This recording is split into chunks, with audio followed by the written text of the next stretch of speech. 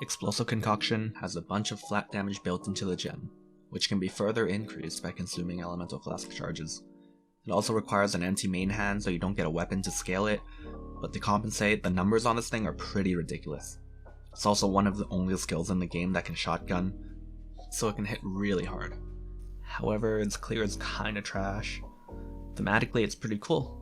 Wanted to make the playstyle a bit smoother, since, we're essentially throwing bombs, so I thought it would make sense to add actual explosions to the skill. This build uses some new technology introduced in 3.18. The Elegant Hubris Timeless Jewel changes all notables within this circle into super juicy ones that give almost 3 times the power of a normal notable, with the drawback of turning all the small ones blank. I'm using the new Impossible Escape Jewel to bypass the downside of Elegant Hubris, so I can just snipe the notables. This particular jewel here gives me 80% projectile attack damage and 240% spell damage, which, in conjunction with Crown of Eyes, essentially gives me all the percent increased damage I need for the build. You've probably noticed the big herald explosions in the background footage. Big screen-wide explosion chains are some of the most satisfying things in the game for me. This is enabled by the new Call of the Void ring, which makes everything you hit shatter. This ring helps with chaining conditional explosions like Impulsas, Profane Bloom, and Asenath's Gentle Touch. For example, I was originally using Impulsas with Elementalist Shaper of Storms to improve my clear. Now, Impulsa's explosions can't shock. However, Herald of Ice can. Since all enemies I hit shatter, every kill will proc Herald of Ice, which will shock everything around it, fulfilling the requirement for Impulsa's explosions. That allows your explosions to chain indefinitely as long as you have the AoE and damage.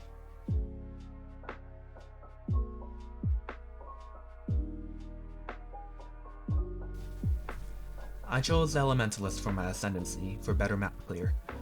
Heart of Destruction gives you insane AoE on your explosions and a fat more multiplier for single target.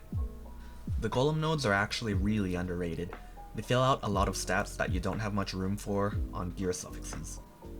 Originally, I was using Forbidden Flesh and Flame to get Shaper of Storms for the Impulsas and Herald of Ice synergy.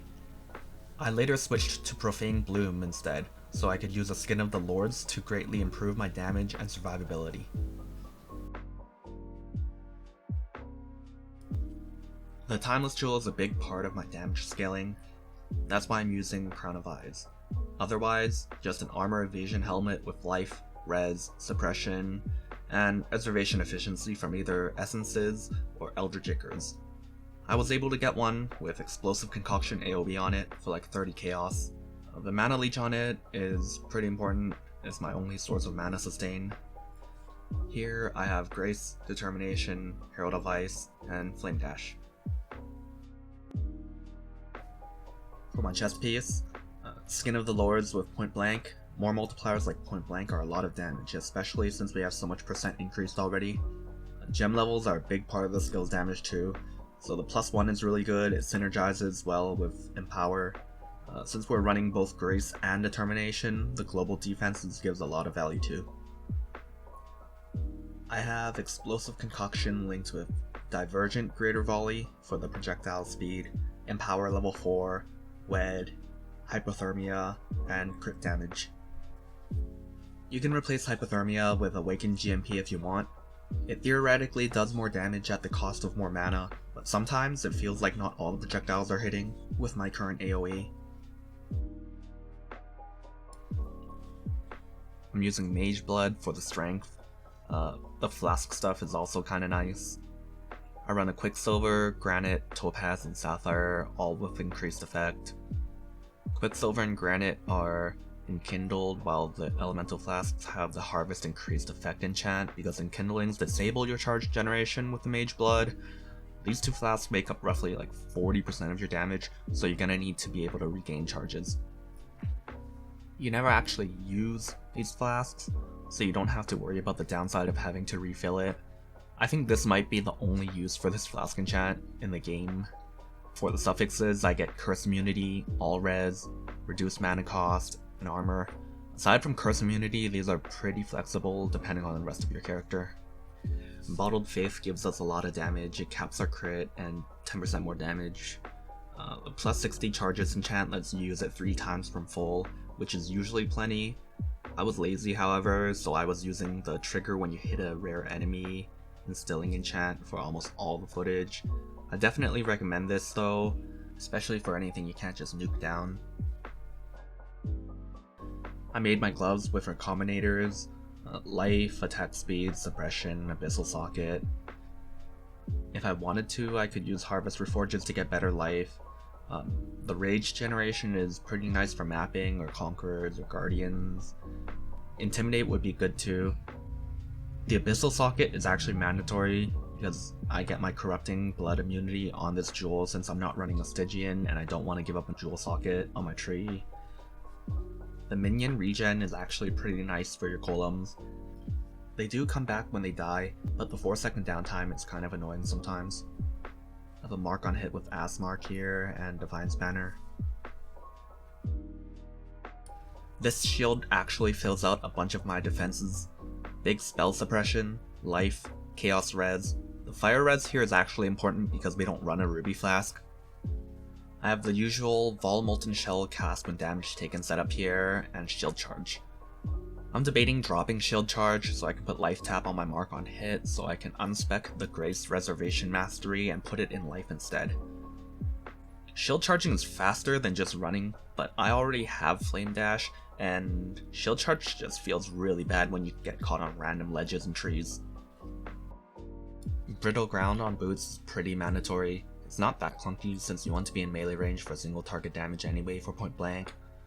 Move speed, onslaught for speed, reduced effective chill and shock, which combined with the Pantheon and Harvest Jewel implicits gives me over 100% reduced effect.